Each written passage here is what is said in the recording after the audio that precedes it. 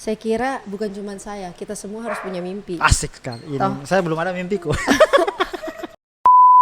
Itu awalnya tuh kan cuma coba-coba, karena nggak ada kerjaan. Saya coba jual, saya masak sendiri, saya packing sendiri. Terus awalnya tuh sehari PO cuma 10, tapi ternyata banyak. Kalau kita bayar, tidak tahu apa bukan tidak tahu apa isinya, tahu lah. Tahu isinya tapi enggak cocok ternyata. Nggak cocok, bagaimana kita dimakan kabengga, makan kasuami, Sinonggi. sinonggi. Lidah dan lambung tidak connect. Lidah dan lambung tidak. Harus tahu langsung masyarakatnya bagaimana, apa yang mereka butuhkan. Karena kan saya masuk di politik itu bukan untuk bilang mau cari popularitas, untuk apa Kak? Untuk apa? Saya sudah rasa kemarin jadi anak gubernur, aduh. Aduh. Begini perasaan.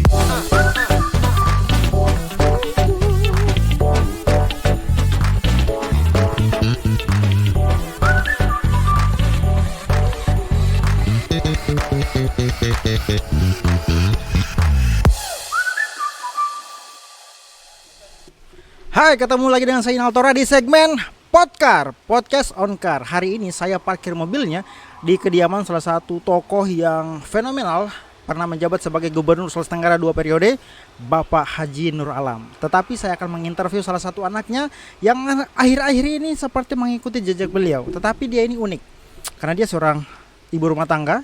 Kemudian menurut saya dia seorang entrepreneurship. Kemudian akhir-akhir ini mulai melipir ke organisasi. Apakah akan mengikuti jejak sang ayah? Sesaat lagi kita akan bercerita lebih banyak bersama Giona Nur Alam. Tepuk tangan dulu dong. Luar biasa. Halo Kakak Giona, selamat sore waktu Kendari. Terima kasih. Apa kabar? Sore. Alhamdulillah baik. Kakak Inal baik? Tentu saja baik. Seperti yang Anda lihat, Iya. aktivitas sekarang. Sekarang ya urus anak, rumah tangga seperti biasa. Ada usaha juga dekat rumah dan partai. Oke. Partai. Iya. Nah, ini yang menarik, partai. Tetapi kita keep dulu, itu masih akan dibahas lebih jauh lagi. Tetapi saya mau mulai dari awal. Apa yang dirasakan beraktivitas selama pandemi? Aduh, setengah mati. Saya pikir semuanya ya, bukan cuma Iya, semuanya. oke. Semuanya terbatas, semuanya serba terbatas. Oke. Giona, banyak sekali pertanyaan saya di sini. Saya sudah merangkumnya kurang lebih ya 2 hari 2 malam. Ini ada yang menarik. Kenapa akhirnya saya terpikir untuk menginterview beliau? Kenapa? Karena menurut saya ada yang unik.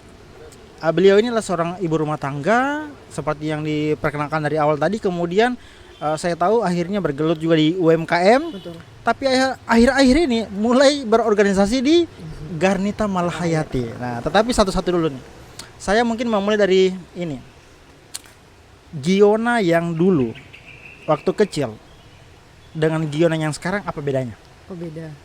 Giona 5 tahun lalu aja sama sekarang beda. Apa hal yang paling membuat itu berubah? Berubah karena sekarang sudah punya tanggung jawab langsung. Oke. Kalau dulu kan tanggung jawab saya ya sebagai anak, ya paling sekolah. Oke. Ya, kayak gitu. Kalau sekarang banyak tanggung jawab saya ada anak-anak saya, ada suami saya, ada yang UMKM saya itu, Oke, terus ya partai yang saya pimpin, Organisasi yang dipimpin. yang saya pimpin. Oke. Sejak kecil memang ingin menjadi seperti ini atau karena ada sesuatu yang akhirnya saya tidak boleh di zona nyaman saya waktu dulu. Mesti berbenah untuk sesuatu yang lebih baik. Apa yang membuat beda sampai ingin berkarir lebih jauh seorang Giona? Kalau dulu itu kan Kak, kalau anak-anak ya, kita kan anak-anak dulu banyak cita-cita lah ya. Ada yang mau jadi dokter, insinyur, pilot sebagainya kan. Terus makin kesini makin dewasa ya, saya nggak mungkin dong yang cuman bilang mau jadi ini. Saya harus tentukan mana mimpi saya, mana yang harus saya wujudkan. Oke, terus habis itu saya ambil kuliah, kebetulan kan bisnis kemarin itu. Jadi ya setelah saya ambil bisnis, saya pikir kayaknya passion saya di sini. Saya suka pelajaran ini dan saya suka menerapkannya. Kan segala sesuatu orang aja yang nggak punya background pendidikan bisnis bisa, apalagi saya yang punya. Kenapa nggak saya pakai? Ada sekolahnya, ada ilmunya. Kenapa nggak praktek kan? Kenapa saya nggak praktek? Ya udah, makanya saya masuklah ke bisnis. Akhirnya ada sekarang salah satu bisnis yang di Kota Kendari. Boba Street. Street boba. Terbalik, bahaya. street boba. Dasar bukan anak-anak boba. Oke. Giona, kita tahu background keluarga Giona, ayah cukup terkenal 10 tahun di gubernur, tapi sebelumnya sudah menjajal politik di DPRD provinsi. ibu juga akhirnya berkecimpung di bidang politik, terlahir dari keluarga yang backgroundnya politik. Apa beban tersendirinya? Ada beban tersendirinya atau ada challenge-nya atau akhirnya terpikir saya harus mau ikut jejaknya orang tua? Kalau itu buat saya tuh Kak, itu privilege. Tidak semua orang punya privilege kayak saya. Itu saya anggap privilege, saya nggak anggap beban. Jadi saya anggap itu keuntungan untuk saya. Jadi ibaratnya seperti kalau diarahkan untuk ke politik, saya nggak pernah diarahkan. Papa mama saya itu bebas. Serius. Kita nggak pernah diarahkan. Kamu mau apa nggak pernah. Yang penting selalu di dalam jalan yang benar aja, ya nggak apa-apa. Kayak gitu. Tapi bebas. Akhirnya mau terjun ke situ. Akhirnya sekarang ya mau terjun ke situ, apakah karena bukan semacam menggantikan, tapi lebih kepada kayaknya saya harus seperti ayah saya atau ibu saya? Kalau saya pikirnya kan kemarin kan karir itu kan saya sudah mulai karir dari bisnis dulu. Nah setelah itu kan kalau karir itu bukan cuma untuk mendapatkan istilah anak sekarang cuan aja. Saya tuh berpikir lagi lebih jauh. Saya bilang saya harus bermanfaat untuk orang yang banyak, masyarakat yang luas. Gitu, saya nggak mau bermanfaat cuma untuk diri saya sendiri. Saya mau yang luas begitu. Makanya saya mulailah masuk ke politik karena pikiran saya kan kalau lewat politik kita bisa lebih dekat dengan masyarakat lebih banyak dan punya senjata lebih kuat untuk terjun langsung. Kan kalau kita hanya masyarakat biasa agak susah sepertinya. Tapi saya ingin melipir ke sejarah dulu nih, dulu. Maksudnya tidak semua orang bisa sekuat Giona dan saudara-saudaranya sekarang. Di era di mana Giona dan keluarga tertimpa musibah. Semua juga orang tahu lah, Sulawesi Tenggara tahu. Bagaimana seorang Giona bisa menceritakan, bisa survive dalam artian survive dalam artian bukan berarti hidup tetap hidup, tetapi ada namanya masalah yang susah sekali kita move on. Tapi seorang Giona akhirnya berubah hari ini dengan masalah-masalah yang itu. Apa yang bisa di-share ke kita? Bagaimana melewati badai itu? Pokoknya waktu awal kita tertimpa musibah itu ya sebagai anak saya ya tidak terima lah. Ya marah, menangis, kenapa papa saya kayak gitu-gitu kan. Kenapa papa saya? Terus kayak udah gitu kesini-sini kita punya memang setiap kejadian pasti ada hikmahnya ya. Karena kan kita dulu tuh sendiri-sendiri. Maksudnya sendiri-sendiri, papa saya kan sibuk. Benar-benar sibuk. Dia di rumah itu malam mau tidur, bangun pagi udah pergi lagi. Sulit diganggu ya. Pokoknya sulit diganggu. Makan siang itu jarang. Jangan harap ada makan siang bareng, nggak ada. Ada. Terus mama saya pun begitu. Adik saya si Radan, Eno begitu. Kita dengan dunia masing-masing. Terus dengan kita ditimpa musibah itu mengajarkan kita, wah kita kayaknya kurang waktu untuk sama-sama. Jadi dengan itu tuh kita jadi lebih dekat. Lebih dekat, masalah sekecil apapun kita sharing. Kalau dulu jangankan sharing, ngomong aja kita jarang. Susah. Maksudnya urus diri masing-masing lah kata orang Kendar ya. Benar. Jadi sekarang itu kita ada hikmahnya Kak. Kita lebih care sama bapak mama. Mama juga sama bapak lebih dekat sama kita. Kita bersaudara lebih dekat. Hal sekecil apapun kita bisa cerita. Sense of family-nya lebih terasa sekarang ya ketimbang yang dulu. Itu sense of family. Sekarang yang boleh kita share ke orang sebenarnya yang orang tahu di luar ini kan akhirnya judge negatif, kita tidak bisa hindari yang seperti itu. Itu pasti melewatinya. Psikis, dari psikis orang Giona akhirnya ya udahlah itu masalah dulu, saya mau seperti ini. Semua orang punya masalah. Cuman ya tergantung kita bagaimana menghadapinya. Kalau saya kalau ada yang cibir, ya udah cibir aja. Emang gue pikirin, maksudnya ya kok cibir, ya kok yang susah dirimu kok cibir-cibir, saya nggak pusing. Jadi saya mending tutup mata, tutup telinga. Ya udah lihat ke depan. Yang penting keluarga aku sehat, saya sehat, kita semuanya happy meskipun kita tertimpa musibah ya nggak apa-apa.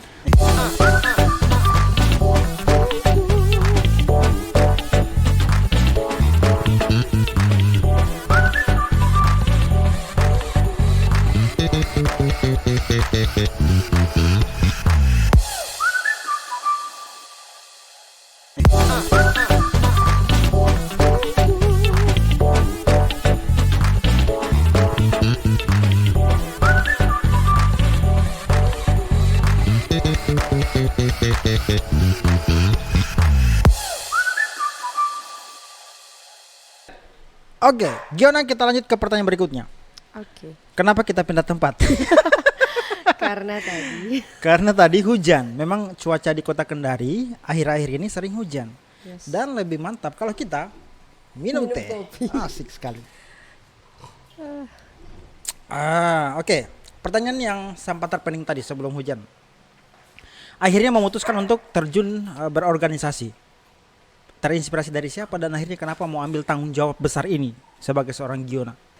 Terinspirasi dari kedua orang tua, khususnya dari bapak. Oke. Dia itu role model saya pokoknya. Sangat. Dan memilih Garnita Malahayati kenapa? Dari sekian banyak organisasi perempuan misalnya yang ada, kenapa harus di situ? Oke, kalau Garnita itu Kak sudah lama ada organisasi ini. Di Sultra sudah lama, cuman dia sempat vakum. Jadi saya kurang tahu apa ketuanya ada atau tidak ada. Pokoknya setahu saya itu sempat vakum. Nah, kita pergantian ketua baru. Nah, ketua baru itu mau tiap provinsi itu tidak boleh ada yang vakum, semuanya harus ada ketuanya. Makanya diadakan pemilihan di pusat, nama saya masuk. Dan yang tidak orang tahu, orang-orang di Sulawesi Tenggara ini, memangnya Giona selama ini berkarir di organisasi apa sampai akhirnya mendapat atau diberi tanggung jawab untuk memimpin organisasi yang besar ini? Belum sih, memang saya baru pertama langsung terjun ke politik dan langsung pegang Garnita Malahayati. Luar biasa, tepuk tangan dulu dong. Luar biasa.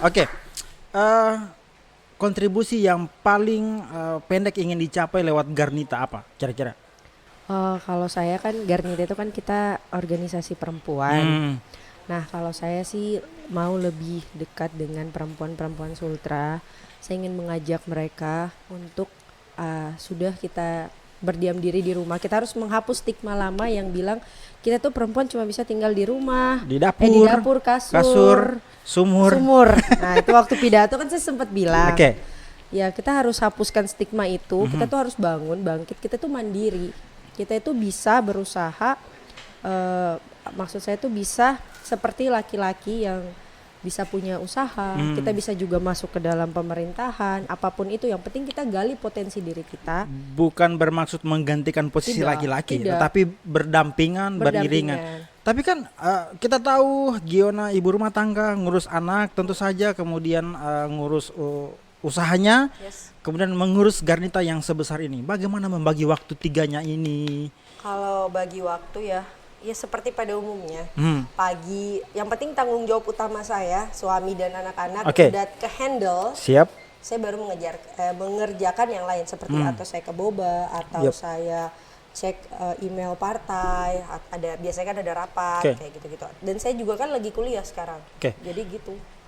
Giona punya mimpi untuk merangkul wanita-wanita yang hebat di Sulawesi Tenggara. Dari sekian banyak orang yang terpilih itu kan kita tahu ada yang junior, ada yang agak senior. Akhirnya memilih mereka-mereka ini lewat apa? Audisi kah kayak idol? Atau apa begitu? Kenapa harus memilih perempuan-perempuan ini untuk menemani Giona dalam organisasinya? Saya waktu pada saat ditunjuk ya jadi ketua, saya pegang SK langsung, terus saya dikasih draft untuk seperti kayak divisi-divisi departemen-departemennya. Nah, saya cek, saya lihat, kebetulan kan saya dari dulu juga ya lumayan berteman, dan teman-teman saya alhamdulillah semuanya memenuhi kriteria. Jadi kan ada yang divisi kesehatan, jadi teman-teman saya yang dokter saya tarik. Siap. Yang divisi hukum, departemen hukum, teman-teman saya yang kemarin kuliah hukum yang notaris saya tarik, kayak gitu. Jadi itu semua rata-rata semua teman saya. Dan terwakili semua di departemen. Semua terwakili, alhamdulillah. Tentu kita belum terlalu banyak tahu tentang Garnita Malahayati karena memang sepak terjangnya masih terlalu baru di Sulawesi Tenggara, dan ini masih butuh kerja-kerja lagi dari Giona sebagai pemimpinnya. Nah, kalau saya kembali ke keluarga, Giona kan punya juga saudara yang notabene-nya dalam hal urusan organisasi punya visi yang sama. Radan kita tahu orang yang akhir-akhir ini kita lihat di mana-mana baliho dan sebagainya, entah sebagai orang yang akan maju di politik atau apalah sebutannya. Tapi kan dalam satu rumah ini akhirnya punya dua orang ini. Bagaimana melihat ini? Apakah Giona sering bertukar pikiran dengan Radan dulu atau menganggap Radan saingan? Oh tidak. Jadi di dalam rumah ini, kalau saya bilang dulu ya, di rumah ini ada partai Nasdem, ada partai Golkar. Oke ya, saya sama mama saya Nasdem. Adik saya kan Golkar ya, seperti kita tahu. Terus pada saat saya ditelepon bahwa saya yang memegang Garnita di Sultra, pertama kali orang yang saya tanya itu kan pertama suami saya dulu. Setelah itu saya ke Radan. Saya tanya ke Radan, terus Radan bilang, "Oh ya Kak, itu organisasinya Nasdem." Gimana Kak, ambil apa hold aja, masuk simpan, juga atau simpan? Gak apa-apa Kak, masuk aja. Kamu dari dulu, saya memang dari dulu suka mau tanya-tanya politik. Cuma saya belum dapat wadah. Nah, sekarang ada wadahnya. Inilah wadah saya. Setelah itu saya konsul lah ke Bapak. Bapak kasih seperti yang saya bilang, Bapak saya silahkan. Yang penting sangat itu welcome. Sangat welcome. Yang penting itu kamu bertanggung jawab dengan apa yang sudah kamu mulai. Karena risikonya kalau misalnya takutnya orang kan tadi bilang paling panas-panas tai ayam. Itu yang kita hindari. Dan sejauh ini tetap kita akan mengejar kontribusinya Garnita sama Sulawesi Tenggara. Sejauh ini sudah ada berapa kabupaten yang sudah punya organisasi turunan dari DPD? DPD itu yang baru saya lantik kemarin bulan Juni di Bombana. Di Bombana. Nah, setelahnya itu harusnya ini Konsel, Konut, Muna Barat dan Kolaka Timur sudah masuk suratnya. Tapi saya yang hold karena PPKM. Oh iya, PPKM. Kita apalagi diperpanjang sampai 6 September ya. Iya, kita kan harus mendukung pemerintah dan kita juga akhirnya harus ikut, ya jangan dulu, di hold dulu. Tapi intinya tetap akan diupayakan sesegera mungkin rampung rantingnya ya, kurang lebih seperti itu. Lanjut lagi ya. Apa peran yang ingin diambil yang paling besar lewat Garnita? Peran? Misalnya di masyarakat itu, saya mau atau begini simpelnya, Garnita sudah bikin apa saja selama pandemi ini atau PPKM ini? Selama kita ini kan dilantik Mei Kak kemarin. Nah, saya kan sebenarnya sudah gelisah untuk turun. Cuman kita terhalang dengan ya kemarin sempat naik lagi kan angka COVID di Indonesia. Jadi saya juga was-was untuk turun, apalagi bawa anggota yang banyak kan, karena keselamatan mereka juga utama saya. Nah, kemarin saya sempat turun aja masih di Kota Kendari, saya membantu saudara-saudara kita yang sangat tertimpa efek dari PPKM ini ya. Jadi saya membantu mereka sedikit dengan membagikan sembako, dan saya harap itu setiap minggu ada. Dan ini juga perlu diberitahukan bahwa ketika organisasi seperti Garnita turun ke lapangan membagikan sembako itu, jangan selalu menuntut lebih. Biasanya kan masyarakat kita, apa Jini kasihan 3 hari nih habis mini. Maksud saya tidak semua hal harus ditanggung dari A sampai Z untuk 1 tahun periode COVID itu. Nah juga maksudnya tetap mencari, ini hanya sedikit stimulus supaya masyarakat dibantukan sedikit. Selebihnya kita mungkin ini. Kan banyak tempat Kak, bukan cuma Kota Kendari. Iya, ini kan skopnya Sulawesi Tenggara. Saya Sulawesi Tenggara, saya harus kunjungi dan saya harus pelan-pelan bantu. Tapi kita berharap setelah pandemi ini tetap jalan ya untuk berbagi bantuan sosialnya. Lanjut lagi nih, masih seputar organisasi ini. Ada lompatan target ke depan kah lewat organisasi ini? Misal ini lagi panas ini, Kota Kendari butuh pemimpin, wali kota, wakil wali kota. Sulawesi Tenggara juga butuh gubernur, wakil gubernur. Apakah ada angan ke sana atau nanti dulu deh? Saya kira bukan cuma saya, kita semua harus punya mimpi. Asik sekali. Saya belum ada mimpiku. Atau masih mimpi lain? Mimpi yang lain. Kalau masalah mimpi Kakak Inal, saya pikir kita semua harus punya mimpi. Kita ini kan generasi selanjutnya. Setelah orang tua kita, siapa lagi kita tuh? Nah, kalau menurut saya target saya ke depan itu ya untuk sementara membesarkan Garnita dan memenangkan Partai Nasdem di Sulawesi Tenggara. Luar biasa. Dan ya kembali lagi saya usahakan membirukan Sulawesi Tenggara. Biru. Mengingatkan kata-kata ini di era ayahnya Giona dulu, yang selalu berapi-api ketika memimpin orasi politiknya. Dan kita berharap lewat sosok ayahnya itu menurun ke semua keadaan ke Giona. Kita berharap ada ide-ide yang lebih brilian lagi dari Giona lewat Garnita. Sekarang saya coba flashback ke kehidupan dulu. Ini soal perempuan. Perempuan Sulawesi Tenggara kita tahu banyak sekali pandemi mereka akhirnya semua berkreasi. Ibu-ibu rumah tangga yang selama ini terdampak PPKM mulai berpikir untuk mencari sesuatu untuk membantu suaminya lewat usaha UMKM. Nah, kalau di Garnita sendiri ada yang membidangi untuk urusan itu enggak, atau mewadahi UMKM harus disupport masyarakatnya? Ada. Kita pemberdayaan wanita masuk di UMKM sama pemberdayaan anak dia. Ekonomi dan anak. Masuk di situ. Dan kita berharap Giona kan ini sudah bisa menjadi trendsetter bahwa pernah membesarkan usaha di Kota Kendari, kemudian mau diwarisi ke masyarakat Sulawesi Tenggara, tetapi dia tahu dulu bidangnya apa saja nih UMKM-nya.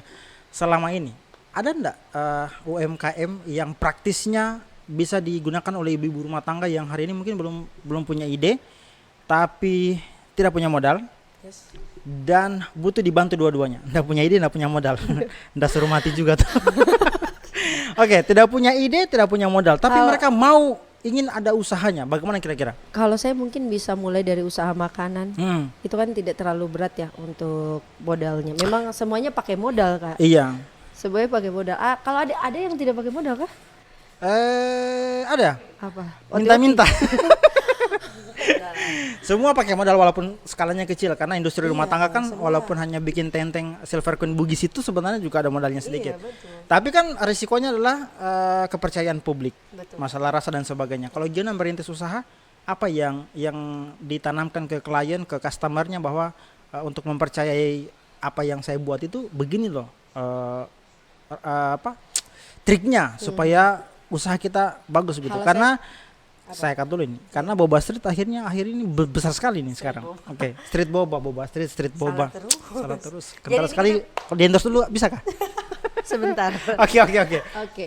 Jadi kalau kita bicara UMKM yang kemarin saya mulai, saya kan sebelum Street Boba, Kak, saya pernah punya usaha makanan juga, namanya Manu KDI, cuman enggak terlalu lama. Oke. Itu cepat. Itu saya sendiri yang pegang, saya sendiri yang cooking. Oke. Saya sendiri Serius? yang packing, demi Allah. Luar biasa. Itu pada saat itu anak saya masih 1, jadi dia tidur siang, saya biasa kurang kerjaan Di dapur, di dapur bereksperimen.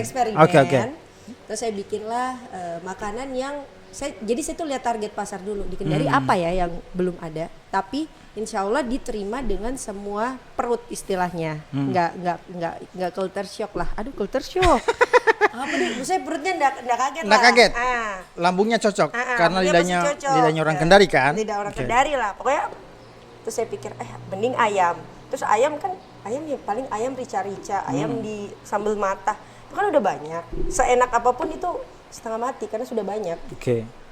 Saya bukalah salted egg chicken itu. Jadi itu dari telur asin, kuningnya telur asin. Oke. Dicampur lah itu. Nah, saya tuh awalnya tuh kan cuma coba-coba karena nggak ada kerjaan. Saya coba jual, saya masak sendiri, saya packing sendiri. Terus awalnya tuh sehari PO cuma 10. Tapi ternyata banyak. Ada orang itu dari repeat lagi dan dari mulut ke mulut. Oke. Kayak gitu-gitu. Kenapa? Dan media sosial sih Kenapa berhenti sekarang? Hah? Kenapa berhenti yang itu? Gak ada yang bantu. 3 anakku. Oke. Oke. Berarti kalau jadi kafe yang di belakang itu harusnya bisa lagi dong? Bisa. Jadi menu favorit di sana lah. Oke. Jadi entrepreneurship muda itu gampang atau susah? Susah gampang. Tipsnya untuk sukses berusaha di UMKM apa?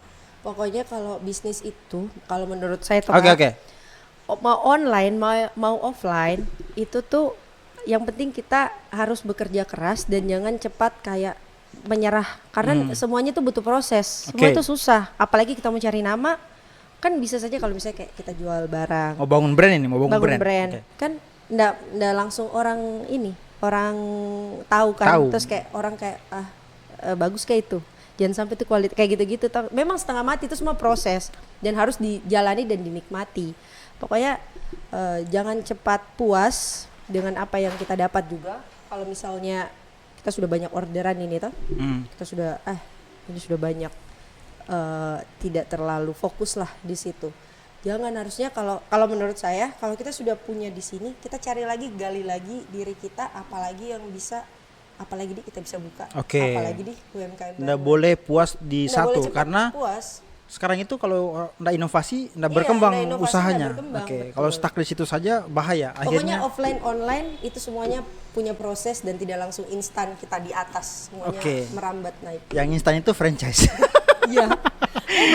Tapi franchise juga kan tidak segampang itu kan. Tidak segampang itu. Ada proses yang harus dilewati, syarat dan ketentuan berlaku dan sebagainya. Apalagi kalau kita masukkan di kota-kota yang notabene sudah ada saingannya misalnya. Itu kan lumayan. Next lagi nih Giona, tentang anak-anak muda hari ini yang banyak sekali kreativitasnya, yang menjual hari ini luar biasa. Kafe-kafe di Kota Kendari rata-rata yang inisiasi itu anak muda. Nah, kalau Giona melihat jiwa-jiwa entrepreneurship-nya anak-anak muda Kendari itu seperti apa? Dan tantangannya apa sebenarnya kalau kita bikin usaha di Sulawesi Tenggara ini sekarang? Kalau jiwa-jiwanya saya senang sekali lihat banyak entrepreneur dari Kendari sudah mau membuka pikirannya untuk membuka usaha di Kendari ini. Karena kan kemarin ya 5 tahun ke belakang aja kan kita masih kurang, Kak. Yang main media sosial juga kan Media sosial tidak tuh seeksis sekarang kan. tidak seksi sekarang. Kalau sekarang tuh saya senang sekali mereka semangat kerja, kumpul modal, ada modal buka usaha gitu kan. Habis itu tutup lagi karena tidak bisa. Nah itu caranya bagaimana dia bisa survive dengan cara ya dia bikin misalnya dari menu ini, kalau misalnya kafe dia dari menunya ada yang something orang daya tarik orang, atau dari pemasarannya, marketingnya dia kuat marketing kayak gitu-gitu sih. Karena sekarang susahnya itu marketing, apalagi kalau kita lihat kan di Kendari 2 tahun terakhir itu pesat sekali. Semua jualan minuman cepat, soft drink, Thai tea di pinggir jalan. Gerobak-gerobak itu per 5 meter ada gerobaknya. Pas PPKM langsung dijual gerobaknya, bukan lagi Thai tea-nya yang dijual tapi gerobaknya, karena susahnya untuk bersaing kan. Akhirnya yang kemarin harga 10.000 per cup dijual 5.000. Bukan lagi Thai tea-nya yang terasa tapi sudah es batunya. Iya itu sih. Nah ini kan tergantung trik marketnya seperti apa. Kalau Giona membesarkan boba street boba, oke, itu hat trick ya. Street boba. Street boba dibesarkan, kan kita tahu di awal-awal itu kan orang menumpuk. Akhir-akhir ini pun banyak yang take away. Betul. Ada formula tersendiri untuk marketnya sampai bisa survive sampai saat ini. Jadi dulu itu Kak, waktu saya mau buka usaha ini saya cerita flashback sedikit. Waktu saya mau buka usaha, saya lihat dulu di mana targetku. Oke, Kota Kendari. Nah, Kota Kendari itu apa yang belum ada di Kendari tapi lagi hit sekarang. Oke, boba ada tapi kan belum ada, mohon maaf maksudnya yang lebih prefer lah, yang kayak franchise begitu kan. Ada boba tapi yang macam-macam lah namanya, terlalu Chinese lah. Terus yaudah saya tarik, saya coba franchise-nya yang di Jakarta. Wah ini enak, dan saya lihat harganya cocok untuk di sini, masih dijual di sini masih di bawah 30.000. Itu kan masih ya standar lah. Saya tariklah ke sini, terus alhamdulillah antusiasnya orang banyak sekali yang mau coba. Dan sampai sekarang meskipun kita lihat itu dia sepi, kelihatannya tidak ada yang datang. Kan ada yang datang, tapi alhamdulillah itu sehari Kak pasti 100 cup keluar. Karena kemarin pun saya lewat itu memang cuma 1 orang, tapi keluar tentengannya 10 Pak. Memang, terus kan itu boba minuman. Nggak terlalu, bukan untuk yang tempat di situ tuh, bukan untuk kita duduk lama. Iya memang desainnya untuk take away. Begitu. Oke, kemudian satu lagi nih pertanyaan penting tentang usaha. Rata-rata orang Kendari itu akhirnya memilih jalan pintasnya franchise untuk usahanya. Kenapa? Mungkin lebih gampang dari segi modal, butuh modal sedikit, kemudian kita dapat pasokan bahan baku dan sebagainya, punya brand apa semuanya. Tapi rata-rata akhirnya belakangan ini pada tumbang franchise itu. Nah, kira-kira berbagi tipsnya harus memilih franchise itu yang seperti apa bagusnya? Buat saya, kalau buat saya itu, saya kan orangnya pertama kalau kita mau buka bisnis jangan kita terburu-buru. Kita lihat target pasar dulu, kita lihat Kendari dulu istilahnya kalau kita buka di Kendari.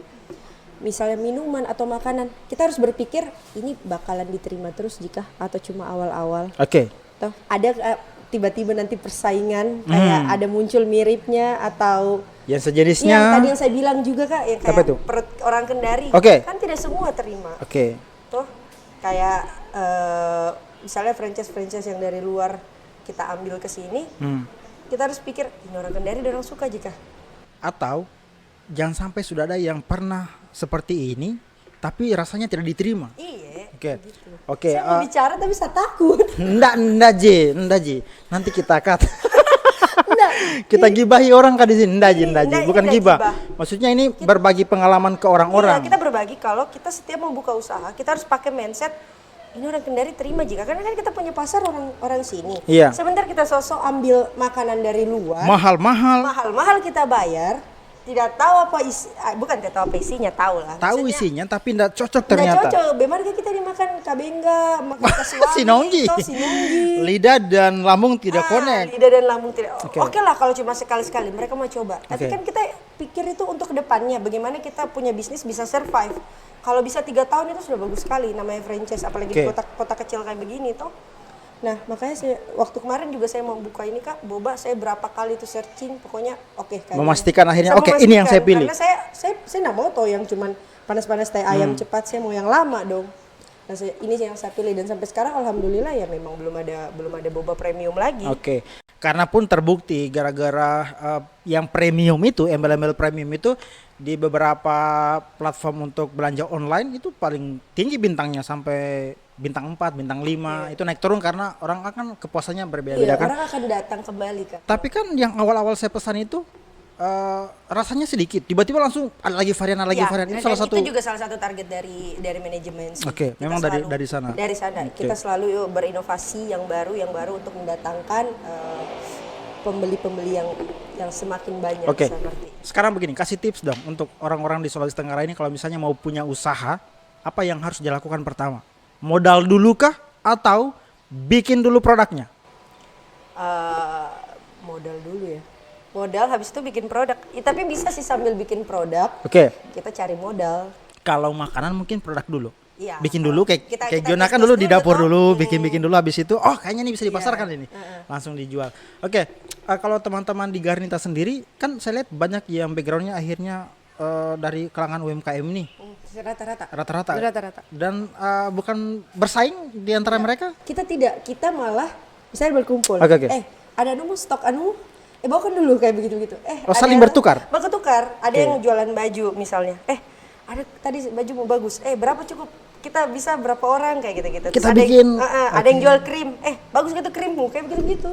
Akhirnya Jadi menghidupkan. Kita baku bantu dan kita menghidupkan teman-teman kita. Dan di-share ke media sosial. Iya, Akhirnya dia tahu banyak orang. Iya. Oke, tepuk tangan dulu dong. Luar biasa dan kita berharap Garnita makin eksis. Amin. Di bawah kepemimpinan Giona makin melebar kemana-mana ke kabupaten yang terjauh pun yang rusak jalannya di Buton Utara sana. Iya. Semoga Saya bisa. mau ke sana. Jangan sekarang dulu. Saya tuh kemarin kan target waktu mau pemilihan kan dibilang bagaimana kalau kau lantik DPD-mu tarik ke Kendari semua. Saya bilang enggak lah, saya ini kan baru pertama kali. Saya harus dong ke sana. Saya harus lihat langsung. Tahu Medan. Saya tahu Medan dan saya harus tahu langsung masyarakatnya bagaimana, apa yang mereka butuhkan. Karena kan saya masuk di politik itu bukan untuk bilang mau cari popularitas untuk apa Kak? Untuk apa? Saya sudah rasa kemarin jadi anak gubernur, aduh. Begini perasaan. Kok bikin baik saja, kok dibilang Anda itu cari muka. Anda baik, dibilang lagi, lihat itu anaknya Pak Gub. Jadi serba salah. Sentimennya positif negatif juga ya. Kalau saya mau cari nama untuk apa saya nggak mau. Kalau bilang cari uang bukan di situ, di bisnis istilahnya. Jangan di politik. Di politik kita mengeluarkan uang untuk masyarakat yang banyak, kita bantu. Kayak gitu. Ini harus diperbaiki juga nih pola pikirnya. Nah sekarang kira-kira ke depan apa harapan terbesarnya? Enggak, saya mulai dari sini dulu. Sebelum saya minta harapan terbesarnya tentang perempuan di Sulawesi Tenggara. Kira-kira menurut Giona yang sekarang ini di Sulawesi Tenggara masalah perempuannya apa? Yang paling urgent harus diselesaikan? Masalah perempuannya, kalau untuk saya sekarang itu saya lihat mereka ini kurang open mind, tidak percaya diri. Oke. Jadi apa sih itu istilahnya sekarang? Insecure. Stop compare Stop compare dirimu satu sama lain. Karena kita semua lahir itu ya pertama kita berbeda dan kita tuh lahir semuanya cantik. Kita lahir tuh semua pintar, cuman bagaimana caranya kita menghargai diri kita. Kita belajar, kita bikin orang itu ini tahu dia perempuan tapi dia bisa menghargai dirinya, dia independen, dia bisa hidup mandiri kayak gitu. Dia pintar kan enggak mesti pintar pendidikan, maksudnya wawasan yang luas. Saya mauku ya semuanya sudah yang dibilang julid gibahi teman. Tidak ada faedahnya. Kalau gibah ya itu kan itu cerita-cerita tongkrong lah ya. Gimana kalau kita ketemu teman? Siap. Nah sekarang lewat Garnita kita berharap tentu saja membesarkan hati-hati perempuan di Sulawesi Tenggara bahwa ini ada wadahnya Ji. Kalau yang namanya organisasi yang selama ini kalian alergi, ini Garnita insya Allah tidak bikin alergi. Karena di Garnita itu asik semuanya. Masa? Kita semua bawa. Bisa ke saya? Pakai rok. Luar biasa Giona percakapan yang harusnya tidak boleh dihentikan karena asik untuk bicara tentang perempuan banyak hal. Nah sekarang saya minta kira-kira closing statement lah, harapannya untuk perempuan di Sulawesi Tenggara ke depan akan seperti apa dan mimpi kecilnya Giona terhadap perempuan Sulawesi Tenggara itu apa? Mimpi kecilku dan harapanku untuk perempuan di Sulawesi Tenggara, saya berharap kita semuanya generasi-generasi selanjutnya sudah untuk selalu bermain, sudah untuk pikir yang mau enak-enaknya saja, karena kita itu generasi selanjutnya setelah orang tua kita. Nah kalau kita tidak prepare dalam diri kita tidak punya kaki-kaki istilahnya, bagaimana nanti Sulawesi Tenggara ke depannya kalau kita yang pegang, kalau kita yang pimpin. Kan tidak mungkin toh orang tua kita terus yang pimpin, kan pasti nanti kita. Nah kalau kita terlalu asik main, kita tidak pikirkan istilahnya, itu untuk pemerintahan. Kalau untuk bisnis juga, kalau kita tidak inovasi ya nggak akan berkembang kita begitu terus. Jangan di zona nyaman terus. Jangan di zona nyaman. Iya. Sudah saatnya menguatkan kaki-kaki untuk menghadapi ke depan, punya visi dan misi yang jelas ke depan seperti apa. Oke, baik. Terima kasih untuk bincang-bincang kita, cerita-cerita kita di podcast on car, tapi sekarang di teras. Pokoknya dimanapun tempat mobil saya berhenti, di situ saya akan berbagi cerita dengan bintang tamu hebat saya di podcast kali ini. Terima kasih Giana untuk diskusi kita luar biasa. Saya terima kasih sudah dipersilahkan untuk parkir mobil di sini. Hujan semoga hanya Oke, luar biasa. Terima kasih. Oke, baik, sekian untuk podcast edisi hari ini. Kita akan ketemu lagi dengan bintang tamu yang hebat dimanapun mobil saya berhenti nanti. Oke, see you on the next video.